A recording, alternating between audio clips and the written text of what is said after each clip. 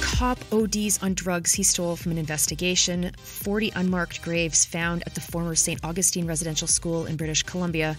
Canada appears in the Discord leaks, saying something that we've said for a long time already. Record high food bank usage in southern Ontario, and Canada hands a giant pile of money over to Volkswagen.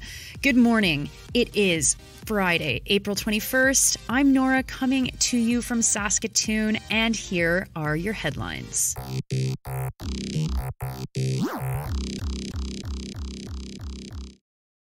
First to Toronto, where charges in a major drug investigation were dropped after a former police officer testified yesterday.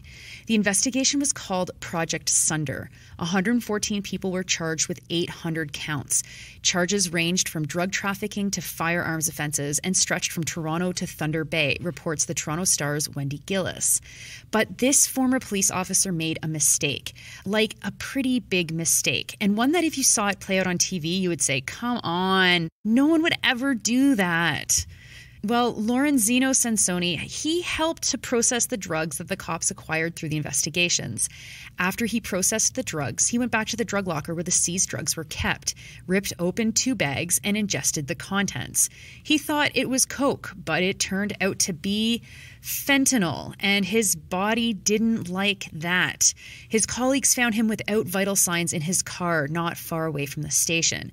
His nose was bleeding, and there was a rolled-up evidence receipt from the investigation that he probably used to suck the fentanyl up his nose. Sansoni had to be put in an induced coma and was hospitalized for a month. He doesn't remember any of it. He pled guilty to theft and possession of fentanyl and got a 12-month conditional sentence. He left the Toronto police. Because of the security lapse, the defense argued that they couldn't account for the drugs seized by the bust. Because of the security lapse, the defense argued that they couldn't account for the drugs seized in the bust.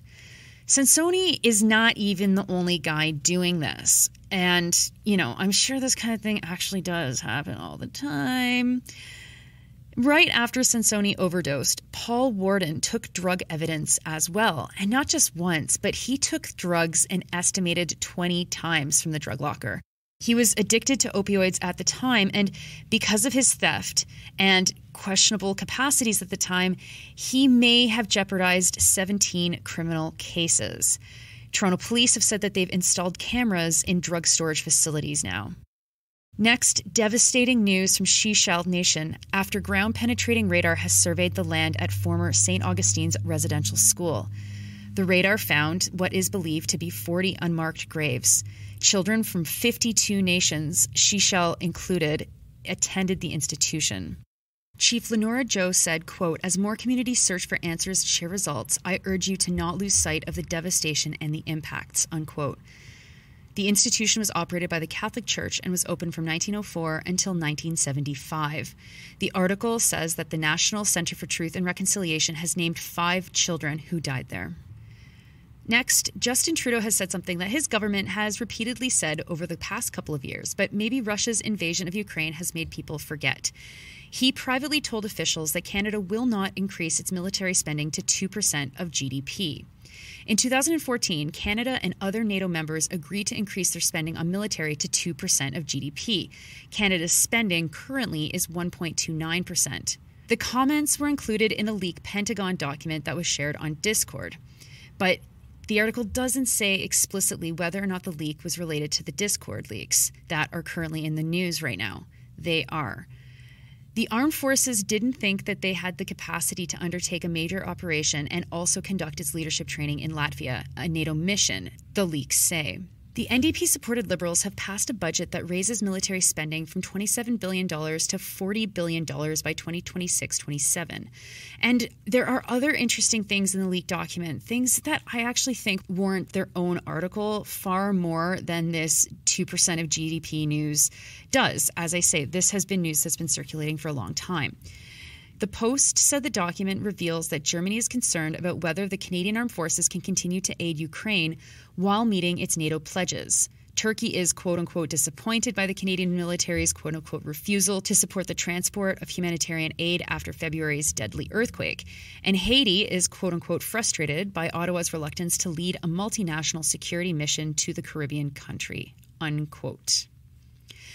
Next, from spending $40 billion on military to record-high food bank usage, the Globe and Mail's Molly Hayes is reporting that Toronto's Daily Bread Food Bank is seeing need that is higher than ever before in the organization's 40-year history. CEO of the Daily Bread, Neil Hetherington, said that before the pandemic, they had roughly 60,000 clients visit their food bank locations in a given month. This past March, that number was 270,000 people. The Daily Bread has gone from spending $1.5 million a year on food to spending $18 million per month. Hetherington says a third of people using the food banks work full-time. The article makes the point that social assistance rates legislate people into poverty. Hayes does a quick survey of other Southern Ontario cities too. In Niagara Falls, 1 in every 10 residences accesses the food bank. In Peterborough and area, visits have spiked from 9,000 to 14,000 people per month.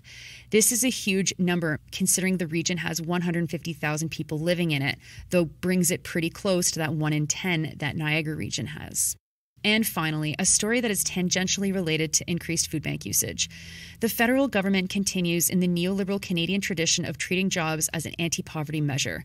They have promised to give Volkswagen up to $13 billion in annual production subsidies for its new electric battery plant in St. Thomas, Ontario. The Globe and Mail's Adam Radwanski is reporting that the estimate to build the facility was just $7 billion.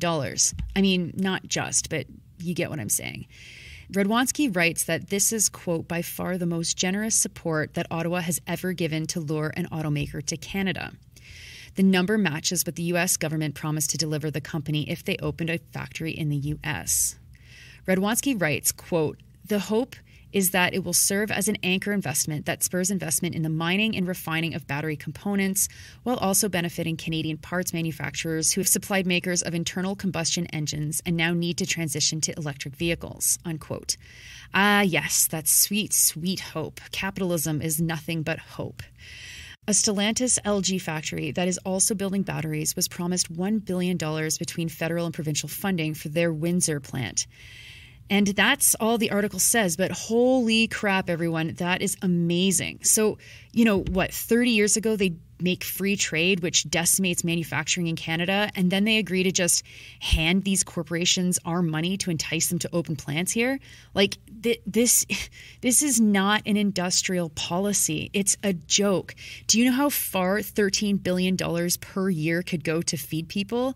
But no, it's buying Trudeau a feather for his cap and Volkswagen execs some juicy bonuses. So gross. Those are your headlines for Friday, April 21st. I'm Nora, and yeah, it's Friday. It's Friday. Have a great weekend, unless you're like me, and you'll be up at 3 a.m. to leave Saskatoon. I'll catch you on the other side.